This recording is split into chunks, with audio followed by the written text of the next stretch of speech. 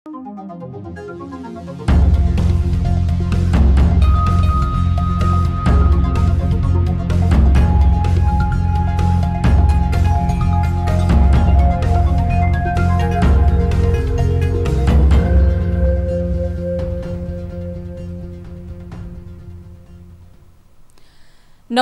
यो news 24 television prime time न्यूजमा स्वागत छ।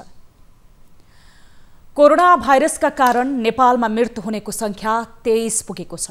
यीमध्ये केहीको आरडीटी को माध्यमबाट कोरोना संक्रमण नेगेटिभ देखिएर घर पठाइएका पनि छन्।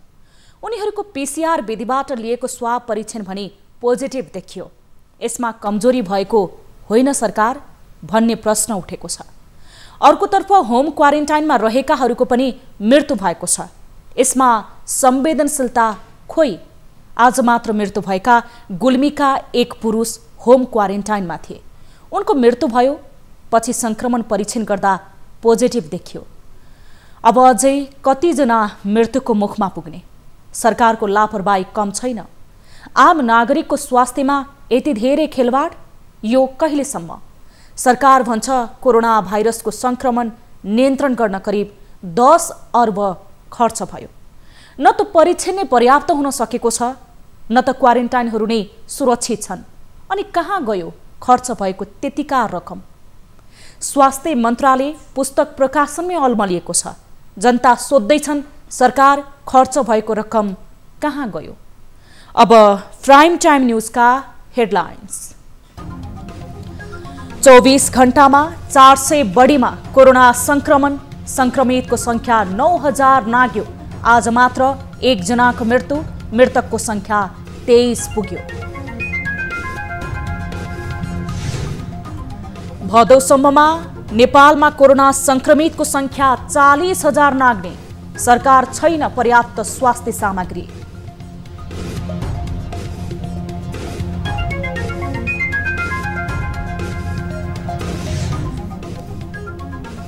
सात वर्षपछि मात्र अंगीकृत नागरिकता दिने निर्णय। राज्य व्यवस्था समितिबाट बहुमतले पारित। प्रतिपक्षी दलको फरक मत। संसदको पूर्ण बैठकमा विधेयक लगियो। लकडाउन खुकुलो भएसँगै मानिसको चहल पहल ह्वात्तै बढ्यो।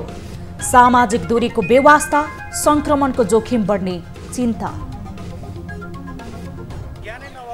तर अब व्यावहारिक रूपमा सम्भव नभएर पनि होला। र स्वास्थ्य कर्मीलाई परीक्षण क्रमशः ढिलो गर्न अमेरिकी राष्ट्रपति ट्रम्पको आग्रह। परीक्षणको दायरा बढेकाले धेरै संक्रमित फेला परेको हास्यास्पद तर्क।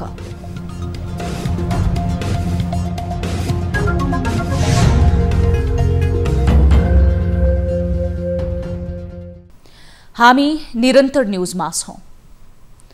नेपालमा कोरोना भाइरसबाट थप एक जनाको मृत्यु भएको छ। आजको नियमित प्रेस ब्रिफिङका क्रममा स्वास्थ्य तथा जनसङ्ख्या मन्त्रालयका प्रवक्ता डाक्टर जागेश्वर गौतमले एक जनाको मृत्यु भएको बताएका हुन्। यससँगै नेपालमा कोरोनाका कारण मृत्यु हुनेको संख्या 23 पुगेको छ। मृतक गुल्मीको छत्रकोट गाउँपालिकाका वर्ष 69 का पुरुष रहेका छन्। प्रवक्ता डाक्टर गौतमले दिएको जानकारी अनुसार उनी प्यारालाइसिस उपचारका क्रममा भारत गएर गत 25 गते नेपाल आएका थिए। नेपाल आएपछि उनी होम क्वारेन्टाइनमा बसेका थिए। उनको मृत्यु शुक्रबार घरमै भएको हो। शुक्रबार नै स्वाब सङ्कलन गरी भैरवा पठाइएकोमा शनिबार पीसीआर पोजिटिभ देखिएको थियो। मृतकको शव व्यवस्थापन शनिबार नै नेपाली सेनाको सहयोगमा व्यवस्थापन भइसकेको छ। यता पछिल्लो 24 घण्टामा 421 जना नयाँ संक्रमित थपिएका छन्। यो सँगै देशभर कोरोना संक्रमितको संख्या 9026 पुगेको छ। विराटनगर प्रयोगशालामा गरिएको परीक्षणमा झापाका 6 जना, उदयपुरका 5 जनामा संक्रमण देखिएको छ।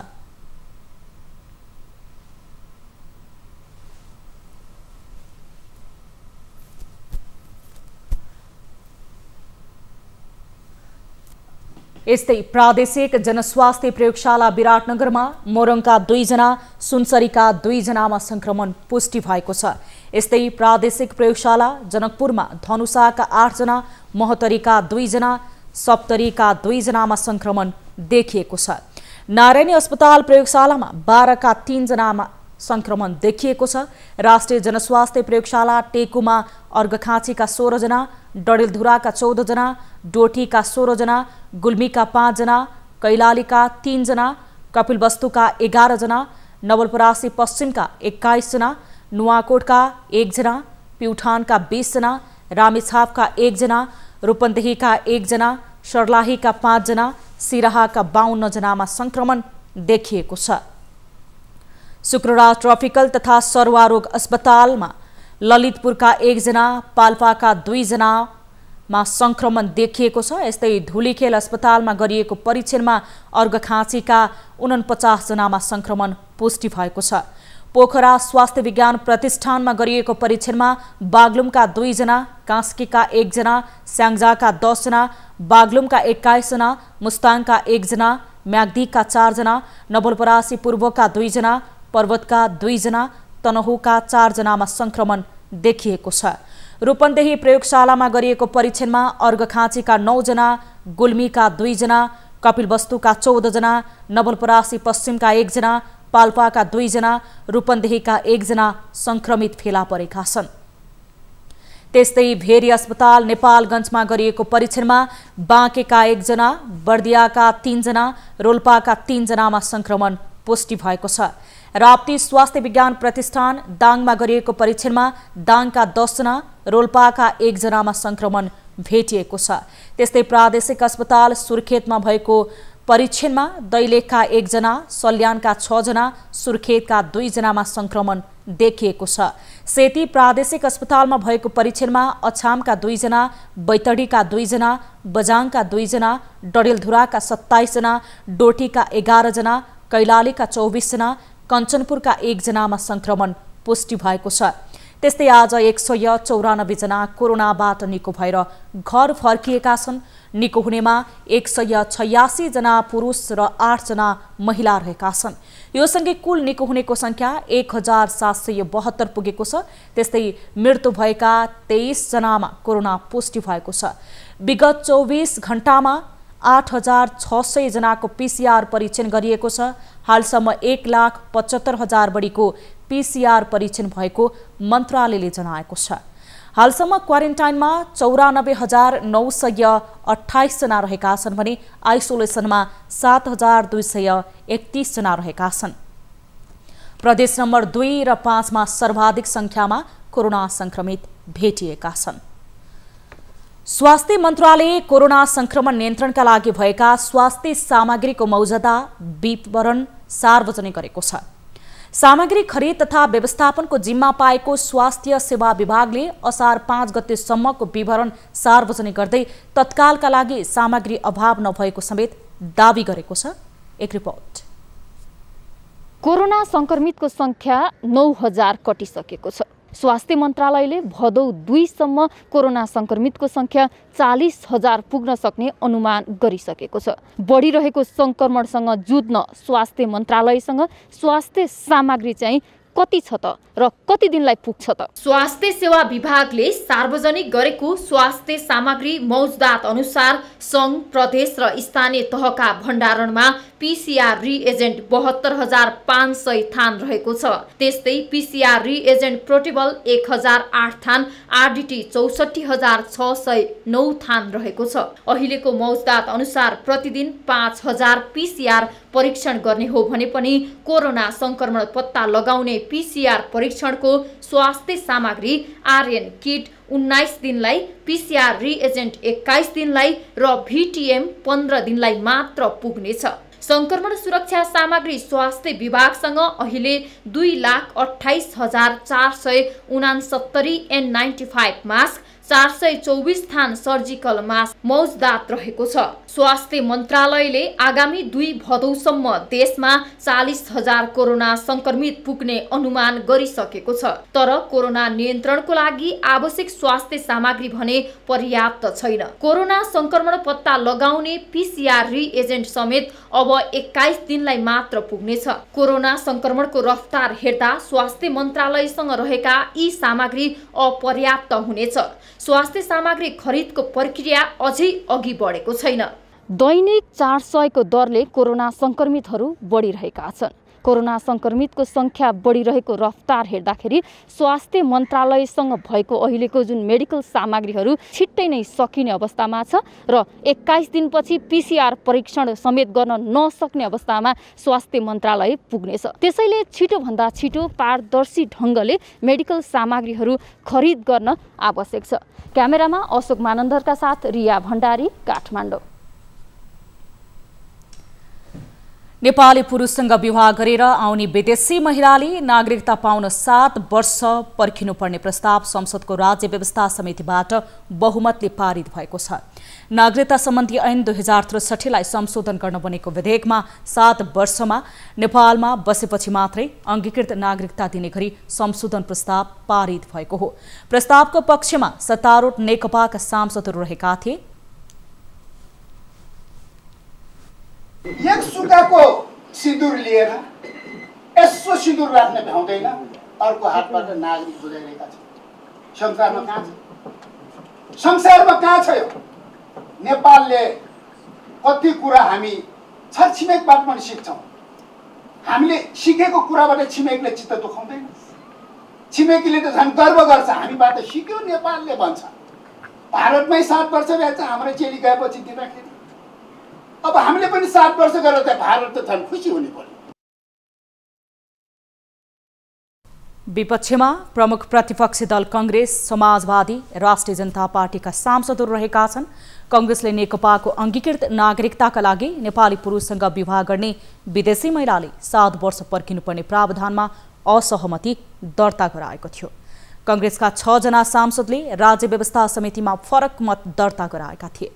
कांग्रेसले नागरिकता ऐनको संशोधन संविधानमा उल्लेख भएको संघीय कानून बमोजिम नभएको भने आरोप लगाएको छ। नागरिकता सम्बन्धमा प्रस्तावित संशोधन नेपालमा नागरिकता सम्बन्धमा संवैधानिक र कानुनी व्यवस्था भएको दिनदेखि कायम रहेको व्यवस्था विपरीत र राजनैतिक, सामाजिक, सांस्कृतिक मान्यता विपरीत छ। तसर्थ यस विषयमा मुलुकभित्र क्रियाशील दलहरूबीच सर्वदलीय सहमति समेतका आधारमा बनेको नेपाल नागरिकता ऐन 2063 के व्यवस्थालाई निरन्तरता दिँदै सोही अनुरूप प्रस्तावित विधेयकमा संशोधन हुनुपर्ने नेपाली कांग्रेसको संस्थागत मत राख्दछौँ।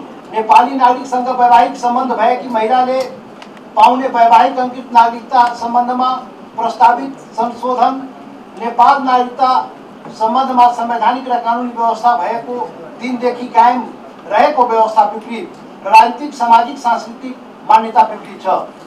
5 तसर्थ यस विषयमा मुलुकभित्र क्रियाशील दलहरूबीच सर्वदलीय सहमति समेतका आधारमा बनेको नेपाल नागरिकता ऐन 2063 कै व्यवस्थालाई निरन्तरता दिँदै सोही अनुरूप प्रस्तावित विधेयकमा संशोधन हुनुपर्ने राष्ट्रिय जनता पार्टी नेपाल र समाजवादी पार्टीको संस्थागत मत राख्दछौँ। राज्य व्यवस्था समितिले नागरिकता नपाउन्जेल विदेशी महिलाले स्थायी बसोबास अनुमति पत्र पाउने प्रस्ताव समेत ल्याएको छ। यसले राजनीतिक र सरकारी नियुक्त बाहेक अन्य 7 वटा अधिकार सुनिश्चित गर्छ। अङ्गीकृत बाहेक राज्य व्यवस्था समितिले गरेका अन्य प्रस्तावहरू सर्वसहमतिले पारित भएका छन्। यता पर्सामा भने नागरिकता विधेयकको विरुद्ध प्रदर्शन नै भएको छ।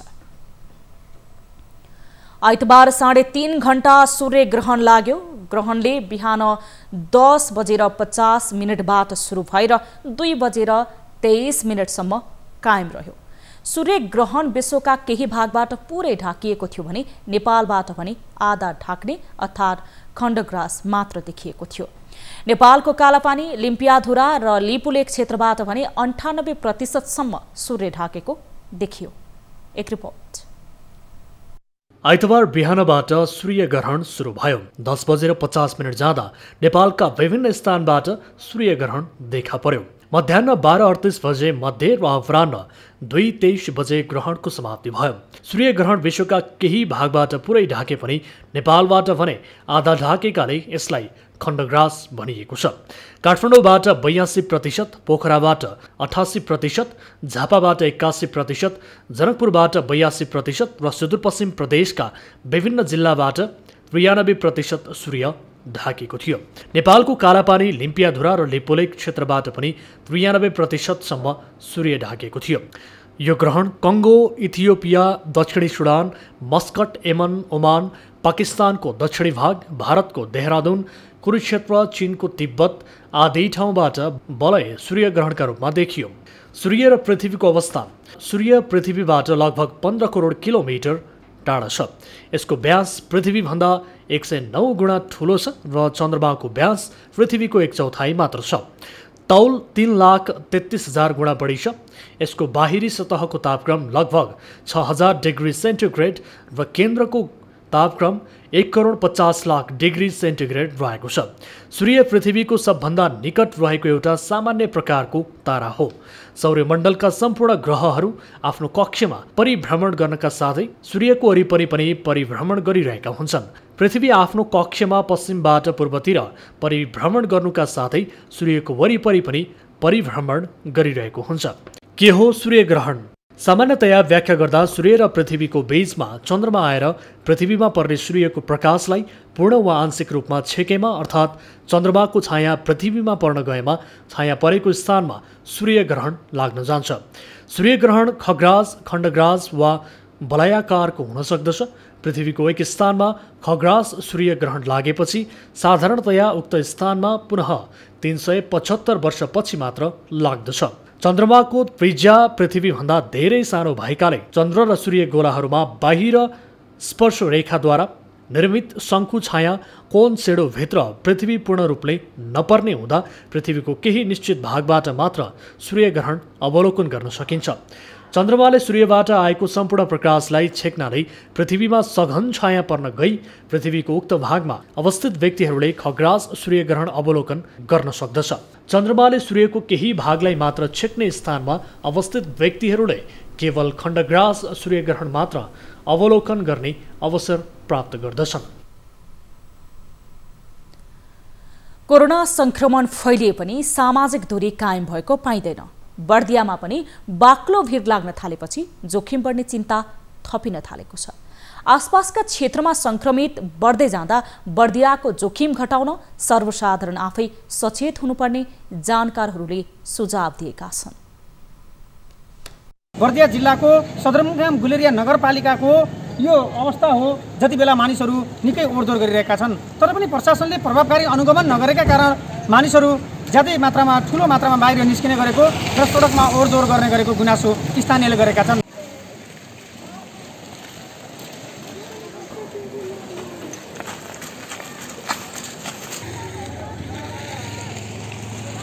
अहिले नेपाल अधिराज्यभरि के हुन्छ भने कोरोनाको सङ्क्रमण के हुन्छ जुन प्रतिदिन वृद्धि भइरहेको छ यसले के हुन्छ भने बढीभन्दा बढी जोखिम गराउने अवस्था देखिन्छ। त्यसकारणले बर्दिया जिल्लामा अनुगमनको महत्त्वपूर्ण आवश्यक देखिन्छ। यहाँको स्थानीय प्रशासनले के हुन्छ भने यसलाई अनुगमन गर्नुपर्ने आवश्यक देखेर यसलाई व्यवस्थित तरिकाले के हुन्छ भने अपतरण गर्नुपर्ने आवश्यकता देखिन्छ।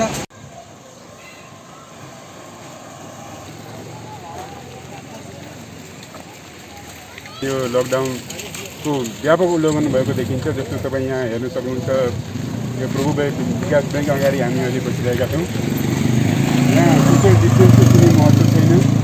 मानिसले एक अर्कामा टाँसिएर लाइन लागिरहेका छन् भने प्रकोपको रूपमा अहिले व्यापक रूपमा यहाँ अगाडि बढिरहेको यो कोरोना भाइरसको सङ्क्रमणलाई न्यूनीकरण गर्नलाई स्थानीय प्रशासनले खासै ध्यान दिएको जस्तो लाग्दैन। किनभने कि लकडाउन खुकुलो पार्ने भनेर त्यही किसिमको एउटा नीति नियम बनाउनु पर्यो, होइन भनेदेखि अब अहिले त्यति प्रशासन त्यति सक्रिय भयो जस्तो लाग्दैन।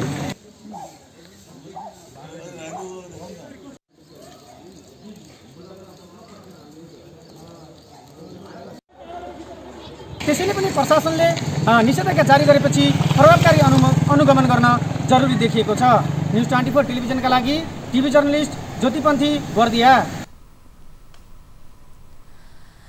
लकडाउन केही खुकुलो भएसँगै विराटनगर बजारमा मानिसहरूको चहलपहल ह्वात्तै बढेको छ। सरकारले भिडभाड नगर्न र अत्यावश्यक काम बाहेक बाहिर ननिस्कन भनेपछि त्यसको पालना भएको छैन। सामाजिक दूरी समेत कायम नभएपछि संक्रमणको जोखिम बढ्ने चिन्ता सुरु भएको छ।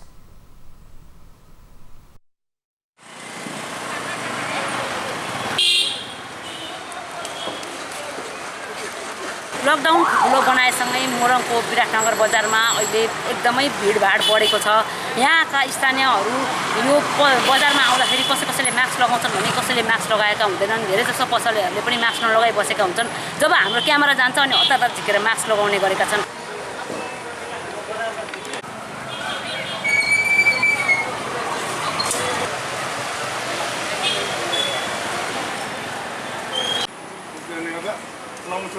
महानगरपालिकाले अनुगमन गरेको भने तापनि विराटनगरमा बसेका अधिकांश व्यापारीहरू र सामान किन्न आएका स्थानीयहरूले मास्क र ग्लोभ्स लगाएको पाइँदैन।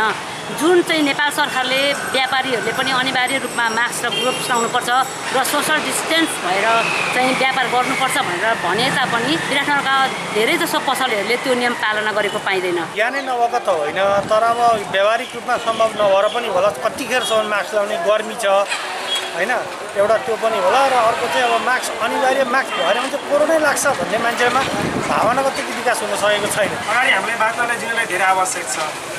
यो लकडाउन भनेको तपाईँले बजार खोलेको भन्ने बित्तिकै हाम्रो कोरोना सक्यो भन्ने कुरा छैन क्या। पहिलाभन्दा झन् बढी भइसकेको छ, डबल ट्रिपल भइसकेको छ। सोसल डिस्टेन्समा लगाउँछु, हामी ग्राहकलाई पनि अनुरोध गर्छु मास्क लगाउनु भनेर।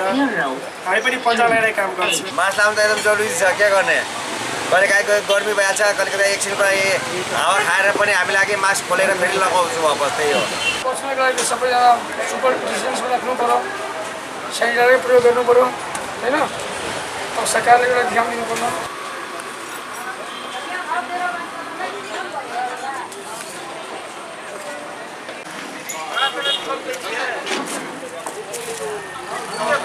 यसरी भिड बढ्दै जाँदाखेरि र दिनौँ सङ्क्रमितको सङ्ख्या बढ्दै जाँदाखेरि कोरोना भोलि भयावह हुँदैन भन्न सकिँदैन। यो यसरी हामीले महानगरपालिकासँग कुरा गर्दाखेरि हामीले बिचमा अनुगमन गर्ने गरेका छौँ, सूचनाहरू सम्प्रेषण गर्ने गरेका छौँ, मास्क लगाउन भनिराखेका छौँ। तर मास्क नलगाउनेहरूलाई हामी कारबाही गर्छौँ भनेर महानगरपालिकाले जानकारी दिएको छ। न्युज 24 टेलिभिजनका लागि तारा आचार्य, विराटनगर। पाल्पाको माथागढी गाउँपालिका 1 दोहोरामा रहेको तिनाउ नदीमा पुल बन्ने सुरसार नै छैन। नदी वारपार गर्ने न त पुल नै बन्न सकेको छ न त वैकल्पिक मार्ग नै। एक रिपोर्ट। लगातारको वर्षाका कारण पानीको बहाव बढेसँगै किसानले रोप्न तयारी अवस्थामा राखेको धानको बिउ समेत डुबानमा परेको छ। यसबाट स्थानीय चिन्तित छन्। नदीमा आउने बाढीले बगाउने चिन्ता पनि उस्तै छ। यसले यहाँका जनताहरूका खेतीयोग्य जमिनहरू कटान गरिरहेको छ, जसले गर्दाखेरि यो वर्षायाममा खेतीयोग्य जमिन कटान मात्र नभएर बिउ जुन धानको बियाडहरू थियो सो समेत पुरेको छ। बियाड काटेका बियाडहरू बगाएका छन्, रोपेका बिउहरू नासिएका छन्। यसले अत्यन्तै जनता पीडामा रहेको यो परिस्थितिमा यो तीनों खोला व्यवस्थापनको निम्ति एउटा दीर्घकालीन योजना सरकारले बनाउनु पर्दछ। खोला व्यवस्थापनको, नदी व्यवस्थापनको भन्ने हामीलाई लाग्छ। नदीको बहाव बढ्न साथ यातायातका साधन वारपार हुँदैनन्। दैनिक हिँड्ने किसानहरू समेत मारमा पर्दै आएका छन् भने बजार जान आउन समेत समस्या पर्ने गरेको छ। तीनों खोला बढेर हामीलाई एकदमै असर परिरहेको छ हैन। यहाँ अब एउटा पुलको आवश्यकता छ। यो अझसम्म यहाँ पुल पनि बन्न सकेको छैन हैन। हामीलाई दिनदिनै आवतजावत गर्न पनि गाह्रो हुन्छ। वर्षौंदेखि पुल मात्र होइन वैकल्पिक बाटो समेत नहुँदा स्थानीयले निकै नै शास्ति खेप्नु परेको छ। यस विषयमा सरकारवाला निकायको अहिलेसम्म ध्यान जान सकेको छैन। वर्षाको समयमा एम्बुलेन्स आवत जावत गर्न समेत मुस्किल हुने भएकाले बिरामीले उपचार नपाउने समस्या समेत रहेको स्थानीयको गुनासो छ। मेरो यहाँ वारी खेत पनि छ, यता घर पनि छ, पारी बोट छ, बस्दा भाउ छ, खेत पनि छ। अनि हामी जान पाएको छैनौँ। खोला मास्टिबार आएर अनि जाली पनि उकान लाएर खोला पस्नु लाग्छ गरे, जान पाएको छैनौँ। अब के गर्ने हो, सरकारले सहयोग गरिदिनु पर्यो। समयमै सम्बन्धित निकायले यसतर्फ ध्यान दिनुपर्ने स्थानीयले माग गर्दै आएका छन्। पाल्पाबाट टिभी जर्नलिस्ट सुमन कार्कीको रिपोर्ट। हामीसँग न्युजहरू अझै बाँकी छन्। अहिले लाइभ ब्रेक।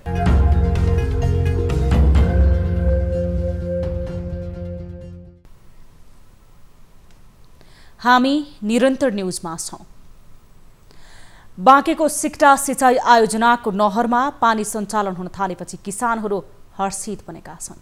राप्ती नदीको पानीबाट सिँचाइ पुर्याई कृषि उत्पादनसँगै आर्थिक विकासलाई गति दिने उद्देश्य रहेपछि बाँकेवासीको सपना अहिले आएर पूरा भएको हो। समृद्धिका रूपमा लिएको आयोजना सञ्चालनमा आएपछि सिँचाइको समस्या सुल्झिएको छ। एक रिपोर्ट। राष्ट्रिय गौरवको सिक्टा सिंचाई आयोजना 15 वर्षपछि सञ्चालनमा आएको छ। 2032 सालदेखि निर्माणको चर्चा चलेको सिक्टाको निर्माण कार्य भने 15 वर्ष अघिबाट सुरु भएको थियो। अहिले निर्माण कार्य सम्पन्न भएपछि 2 महिना अघि नहरमा पानी छोडेर परीक्षण समेत भइसकेको छ। परीक्षण सफल भएपछि बाँकेका किसानहरूले चैत महिनामै चैते धानको रोपाइँ गरेका छन्। कृषि उत्पादनबाट आर्थिक विकासलाई गति दिने सपना देखेका किसान 45 वर्षपछि खुसी भएका छन्। गर्ने बेला पानी सार्ने बेला बिउ राख्ने बेला के सुविधा भइहाल्छ। अनि कहिलेदेखि आइरहेछ पानी? यो पानी फोहोरफोडा पनि अहिले त्यही 2 वर्ष 1 वर्ष जति भयो आयो। ए अनि यही नहरबाट आथे पानी? यही नहरबाट आया थियो। सिक्टाबाट पहिला यता बुन्दाबाट पनि आउँथ्यो। सिंचाइका लागि पानी भएपछि बाँझो रहेका जमिन पनि प्रयोगमा आउन थालेका छन्। नहरबाट आएको पानीबाट सिंचाइ हुने भएपछि कृषि उत्पादन बढ्ने विश्वास किसानहरूको छ। अब यो पानीले हामीलाई सुविधा गर्छ भने हामीलाई त्यस्तै हुनु पर्यो। अहिले पानी प्रशस्त छ? बिउ तयार भएर बिउ त अलि राखिदियो भने अब बिउ बोरेन हुन्छ। अब त्यो बोरेनमा पनि लाग्छ नि कहिले त्यो पालाले गर्न मात्रै भ्याउँदैन। त्यता गर्न भन्दा यसमा पनि फाइदा छ। 2062 सालदेखि निर्माण कार्य सुरु भएको आयोजनाको पूरा काम भने सम्पन्न भएको छैन। हालसम्म 60% काम मात्र सम्पन्न भएको छ। 44,000 हेक्टर जमिनमा सिंचाइ पुर्याउने लक्ष्य रहेको आयोजनाले अहिले 16,000 हेक्टरमा मात्र सिंचाइ सुविधा पुर्याएको छ।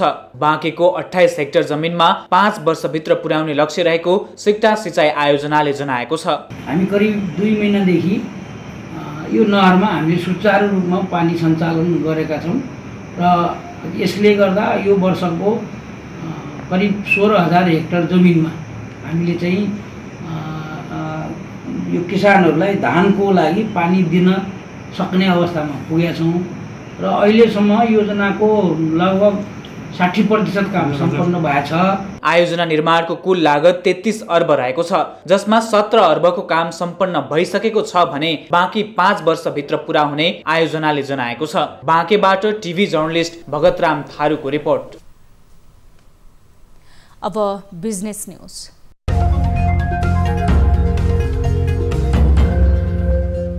लगातार लकडाउन हुँदा यसको प्रत्यक्ष असर नेपाली पुँजी बजारमा पनि परेको छ। उद्योग धन्दा सञ्चालनमा आए पनि शेयर कारोबार भने अझै खुल्न सकेको छैन। धितोपत्र बोर्डले कारोबार सञ्चालन तत्काल नगर्ने मनस्थिति बनाएपछि नेपाल स्टक एक्सचेन्जले कारोबार स्थगित गरेको हो। चैत 11 गतेदेखि लकडाउन हुँदा सोही बीचमा गत वैशाख 30 र 31 गते 2 दिन शेयर कारोबार गरेको बोर्ड र नेप्से पछिल्ला दिनमा लकडाउन खुकुलो हुँदासम्म कारोबार गर्न अनिच्छुक देखिएको आरोप सुरु भएको छ। अब कुनै पनि बहाना नबनाएर बजार खोल्नेतर्फ लाग्नुपर्ने ब्रोकर एसोसिएसनहरूको भनाइ छ। अहिले अवस्था सहज बन्दै गएको अवस्थामा कुनै पनि बहाना बनाएर शेयर बजार कारोबार रोक्नुपर्ने कुनै कारण नरहेको एसोसिएसनको भनाइ रहेको छ। मार्केटलाई बन्धक बनाउन खोजिएको एसोसिएसनको तर्क छ। यता पुँजी बजार लगानीकर्ता सङ्घले भने केही नीतिगत व्यवस्था गराएपछि मात्रै बजार खोलिनुपर्ने तर्क गरेको छ। सरकार बजारप्रति स्पष्ट नहुँदा लगानीकर्ता मारमा पर्दै गएको भन्दै शेयर बजार खोलेपछि बन्द नहुने गरी खोल्नुपर्ने सङ्घको भनाइ छ। अहिलेको अवस्थामा कारोबार रोक्दा शेयर बजार घट्ने र लगानीकर्ताले गुमाउने भएकाले केही व्यवस्था नगरेसम्म नखोल्न केही लगानीकर्ताले बोर्डलाई गरेको दबावका कारण शेयर कारोबार खोल्न नसकेको शेयर र लगानीकर्ता नै बताउँछन्।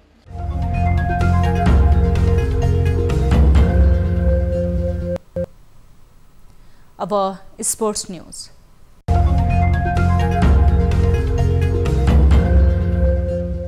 नेपाली फुटबलको सर्वोच्च निकाय अखिल नेपाल फुटबल सङ्घ एन्फाको नेतृत्व तहमा आन्तरिक विवाद चुलिँदै गएसँगै प्रदेश नम्बर 1 ले प्रादेशिक कमिटीको बैठक बोलाएको छ। नेतृत्व तहमा विवाद देखिएपछि प्रदेश नम्बर 1 ले प्रादेशिक कमिटीको बैठक सोमबारका लागि बोलाएको हो। बैठक एन्फा अध्यक्ष कर्मा छिरिङ शेर्पा र वरिष्ठ उपाध्यक्ष पङ्कज विक्रम नेङमाङ वेस देखिएको आन्तरिक द्वन्द्वकै एजेन्डामा केन्द्रित रहने बताइएको छ।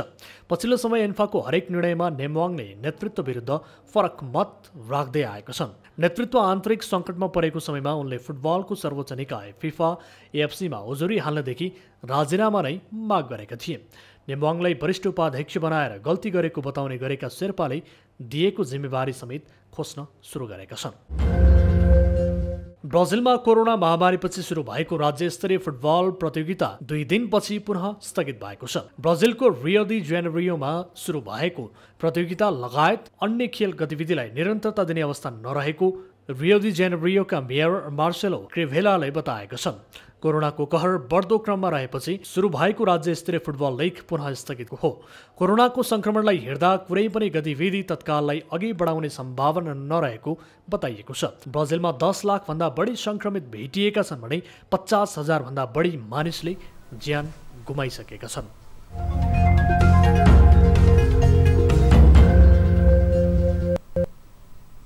अब अनुला महर्जनको साथमा फटाफट न्यूज।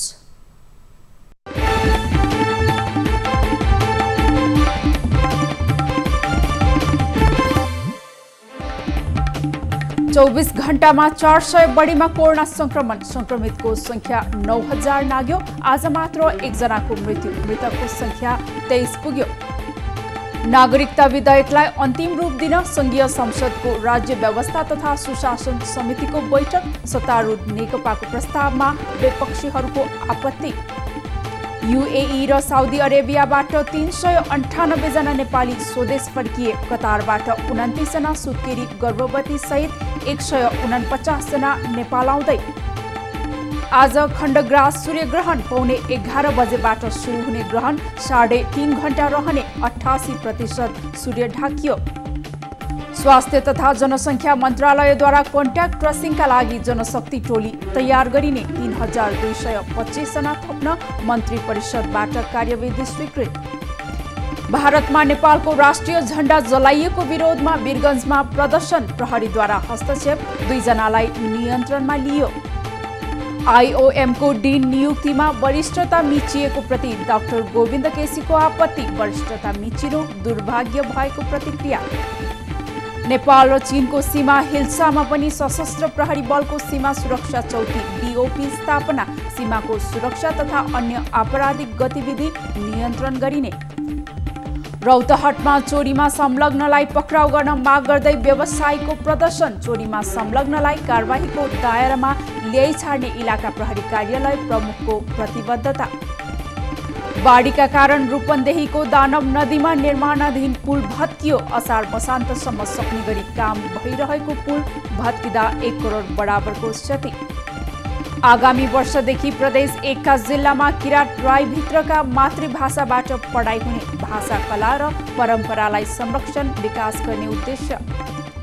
गुल्मीमा पहिरोमा जीप पुरिँदा 2 जनाको मृत्यु। 19 वर्षीय तुलसीराम काउसा र 24 वर्षीय प्रदीप राणाको जिल्ला अस्पतालमा उपचारका क्रममा मृत्यु। उच्च जोखिम मोलेर काम गरिरहेका पोखराका ट्याङ्कर मजदुरद्वारा पूरा तलब दिनुपर्ने माग। तलब कटौती नगर्न गण्डकी धौलागिरी ट्याङ्कर चालक सङ्घले दिए चेतावनी। दाङमा ट्र्याक्टरको ठक्करबाट 1 प्रहरी जवानको मृत्यु। सुनवलमा कार्यरत 27 वर्षीय जितेन्द्र चौधरीको उपचारका क्रममा मृत्यु। कोरोना संक्रमण देखिएपछि गुल्मीका 3 गाउँ सिल गरियो। गुल्मी दरबार गाउँपालिका 7 की 21 वर्षीय सुत्केरीमा कोरोना पुष्टि। वर्षाको श्री नेपाल राष्ट्रिय आधारभूत विद्यालयका प्रधानाध्यापक विरुद्ध विशेष अदालत काठमाडौँमा मुद्दा दायर। 6 लाख इनामिना गरेको आरोप। सर्लाहीमा हात खुट्टा बाँधेर 1 अधवैश्यको हत्या गरिएको अवस्थामा शव फेला। शव रामनगर बौरियाका 40 वर्षीय रामजुलुम राय भएको खुलासा। रसुवाको टिमुरेमा निर्माणाधीन सुक्खा बन्दरगाह र रसुवागढी जलविद्युत आयोजनामा बाढीले क्षति। आयोजना जाने पुल भत्किएपछि आवत जावतमा समस्या। खाद्य व्यवस्था तथा व्यापार कम्पनीद्वारा इन्डक्सन चुलोको बिक्री सुरु। उपत्यकामा होम डेलिभरीको व्यवस्था। इङ्ग्लिस प्रिमियर लिग फुटबलमा आर्सेनलको लगातार दोस्रो हार। ब्राइटनसँग 2-1 ले पराजित। विश्वभर 89,38,000 बढी कोरोना संक्रमण पुष्टि। 4,67,000 को मृत्यु। अमेरिका सबैभन्दा बढी प्रभावित। लद्दाख भिडन्तमा चीनका कम्तीमा 40 सैनिक मारिएको भारतका यातायात मन्त्री वीके सिंहको दावी। भारतको रक्षा मन्त्रालय बने मौन। साउदीमा हट्यो कोरोनाका कारण लगाइएको राष्ट्रव्यापी कर्फ्यू। अन्तर्राष्ट्रिय र धार्मिक यात्रामाथि भने प्रतिबन्ध कायमै। र बेलायतको रिडिङ सहरमा अन्धाधुन्द चक्कु प्रहार। 3 जनाको मृत्यु, 3 जना गम्भीर घाइते। एक लिबियाली नागरिक पक्राउ।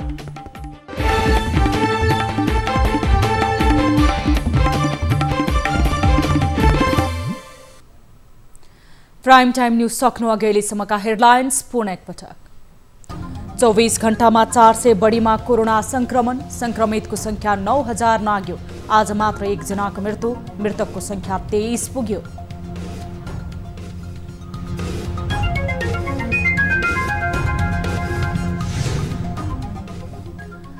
भदौसम्ममा नेपालमा कोरोना संक्रमितको संख्या 40,000 नाग्ने। सरकार छैन पर्याप्त स्वास्थ्य सामग्री।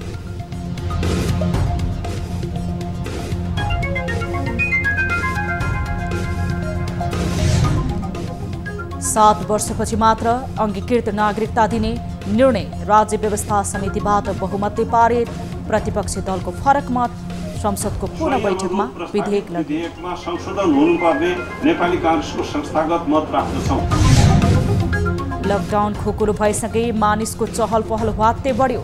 सामाजिक दूरीको व्यवस्था, संक्रमणको जोखिम बढ्ने चिन्ता। ज्ञानै नभएको त होइन, तर अब व्यावहारिक रूपमा सम्भव नभएर पनि होला। र स्वास्थ्य कर्मीलाई परीक्षण क्रमशः ढिलो गर्न अमेरिकी राष्ट्रपति ट्रम्पको आग्रह। परीक्षणको दायरा बढेकाले धेरै संक्रमित फेला परेको हास्यास्पद तर्क।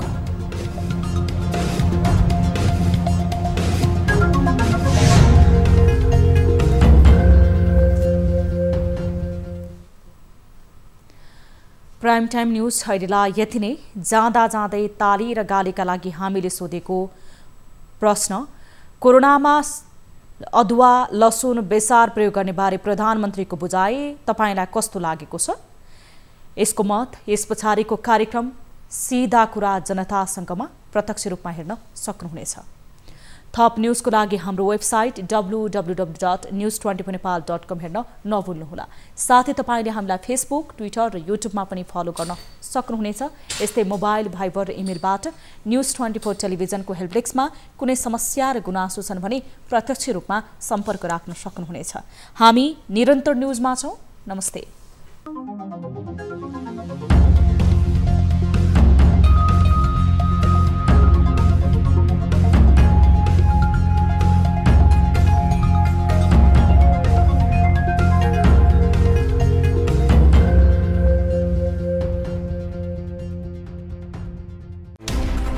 कोरोनाले सिर्जना गरेको संकटमा पल पलका न्यूज अपडेट र हर क्षेत्रको कभरेजका लागि न्यूज 24 नेपाल युट्युब च्यानललाई सब्स्क्राइब गर्नुहोला।